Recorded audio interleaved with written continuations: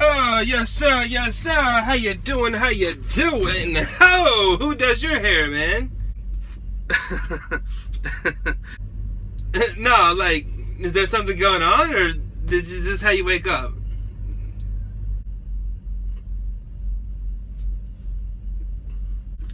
Mr. Don Puppy, it is such a pleasure to have you here on this show.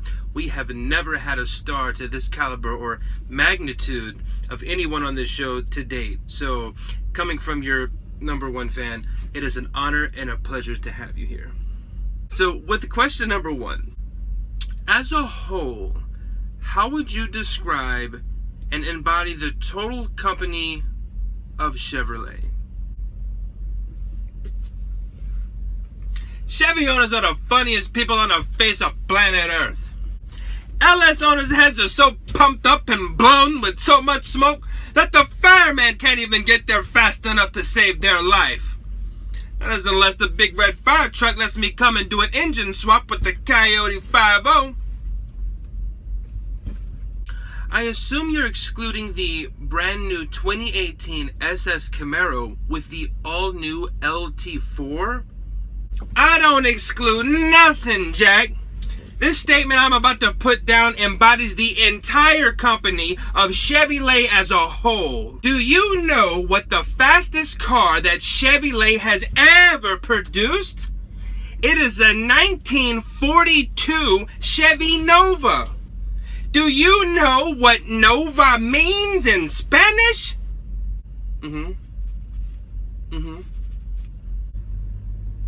Okay, Mr. Poppy, what is your take on the latest 2018 edition of the Dodge Challenger Demon? It's real simple, son. And this goes for any Chrysler-related division, i.e. Dodge. It all boils down to these two things. Mopar, a slow car. And what about Dodge Viper? Any DODGE.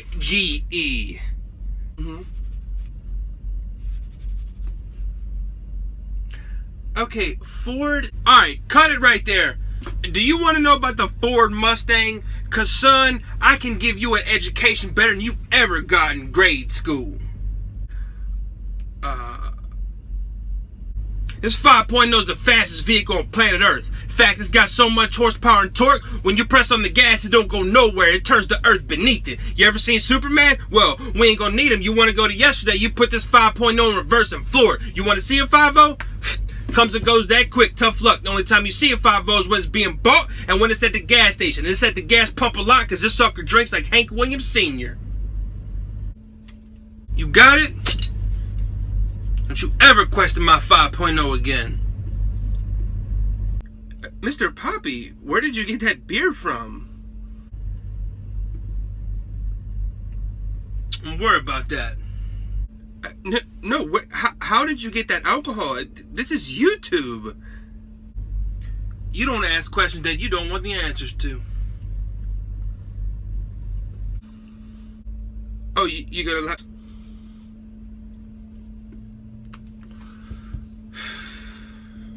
He's smoking now. He's smoking now.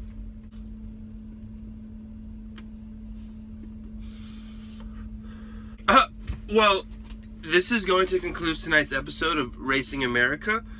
And what is that over there you taking notes down and reading and whatnot? Give me that. Give me that. And who's this retard supposed to be?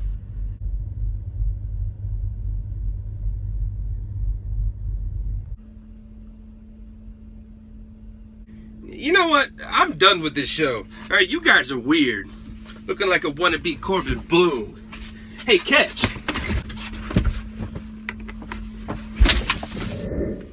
Welcome to the show.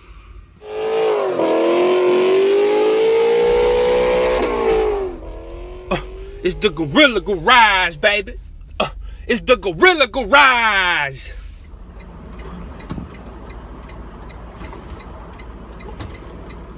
Moving in. What's up, YouTube? Gorilla Garage. We're back up in this joint with another video.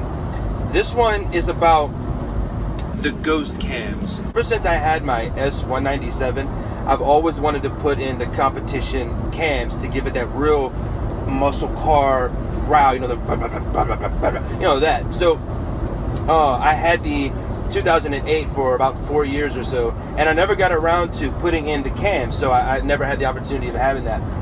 But coming into my research with the S550 that I have now, I've been researching it, and they don't make a lot of performance cams for this car just yet. I guess because it's new. It's really not that new, but I mean, they just don't have a lot of options. And it's a dual 4 overhead cam, so if you do a cam swap, a cam switch, you're looking at around $2,000 before install, and that's if you don't do it yourself, which I probably would not. So it's very pricey. So, but anyway, what I've stumbled upon in my research is the new, it's been out for about 2-3 years, something like that. It's kind of a new technology, but what they have is it's called a ghost cam. Essentially what it is it goes, if you have a tuner and your programmer, and you go into your car and you tune the computer to process the cam timing valves and all this and that in such a way that when your car is at an idle, it gives you that real lopey, deep muscle growl. They draw a lot of hate from some people, and I just want to cover that a little bit because they say, oh, you're a poser, oh, you're doing this, it's not even real, do the real thing. I mean, yeah, if you're a millionaire, go ahead. No, but this is just a much cheaper alternative to doing it. But the thing about that is like, it's no more different if how you see people put big hood scoops on their car, or Mustangs are big for putting louvers on the window, on the rear window, non-functional. It's no different than that. If you have something that doesn't actually increase your performance, it's no different if you have the cams to give you the sound, or if you have the louvers on your window that give you the look that you want, even though it doesn't work, it doesn't do anything. So it's no different than that. So I don't understand, why someone would say it's fake and you're a poser if you want to do it. I mean, I don't know. All I know is I want that muscle car growl, and I want it on my S550. That's all I know. So call it posing if that's what you want, but I mean, I'm openly saying I don't care that I'm not having the real cams. I don't care that I'm not having the performance gains. I just want the sound. So if you want that sound, it is a viable option to go to. But a big thing about it is drivability. And I don't know because I haven't had them yet. I don't have it, so I really can't say. But from all the video, I've watched so many videos. I've seen so many things. Talked to people.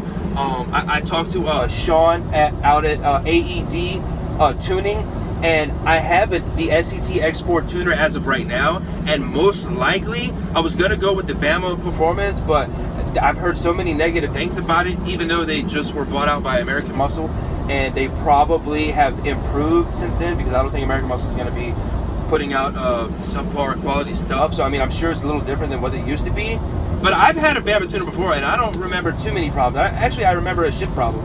So yeah, so anyway, so most likely I'm going to be going with the AED tune, and one of the tunes he offers is the Ghost Cam. So I'm really looking into that, and I want you guys to kind of give me your insight and your opinions on it, because I don't know a whole lot, and I mean, everybody has an opinion. So I mean, yours is worth anyone else's. So if you know of a better tune than AED, because I plan on going with that one.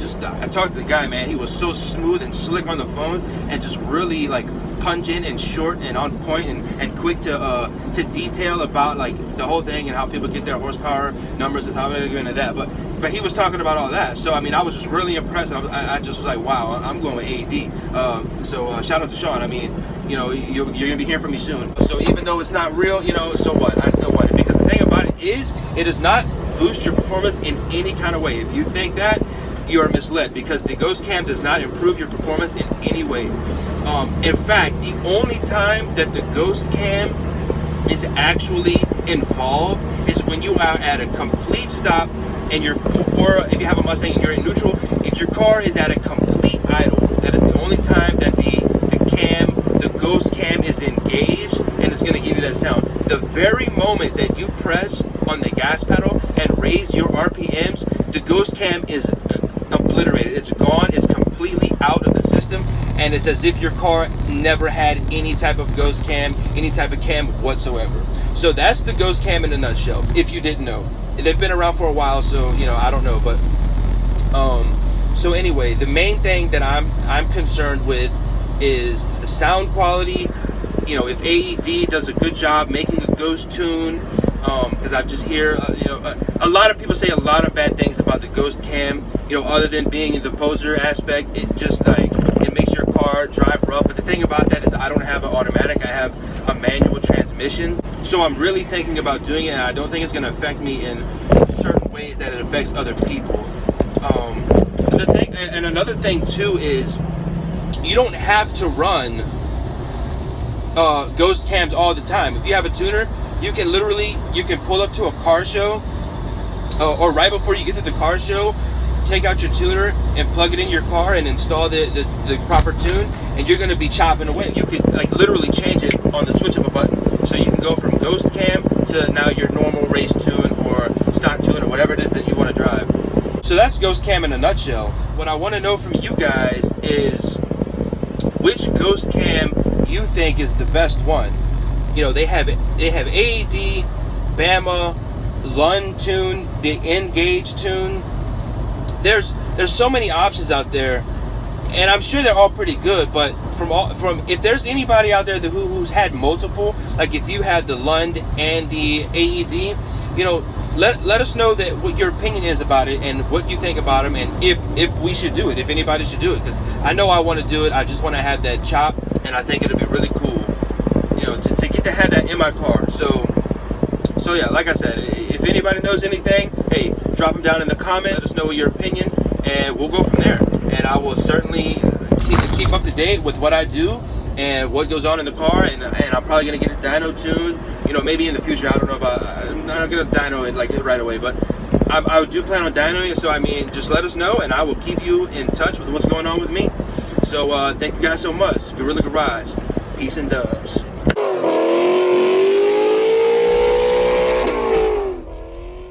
It's the Gorilla Garage, baby.